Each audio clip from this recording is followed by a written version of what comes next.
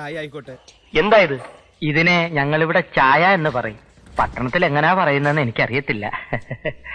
ചിരിക്കണം. എന്താ? ഒരു വലിയ തമാശ പറഞ്ഞതല്ലേ? വാ. ചിരിക്കണമെങ്കിൽ ചിരിക്കാം. സാറിന് വിരോധമില്ലെങ്കിൽ ഒന്ന് ചിരിച്ചാ തിരക്കേടില്ല. മതിയോ? പോരാ, ഞാൻ പ്രതീക്ഷിച്ച അത്ര നന്നായില്ല. ചായ മതിയോ? ഓ ആയിക്കോട്ടെ. ഒരു ചായ കിട്ടുമോ?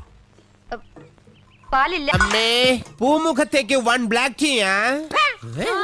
മോനെ ചായപ്പൊടിന്റെ വെള്ളം പറയടാ തെണ്ടി. തുടങ്ങി. പഞ്ചസാര കഴിഞ്ഞിട്ട് 4 ദിവസമായി. പൂമുഖത്താരാടാ? നിന്റെ അച്ഛൻ വന്നിട്ടുണ്ടോ?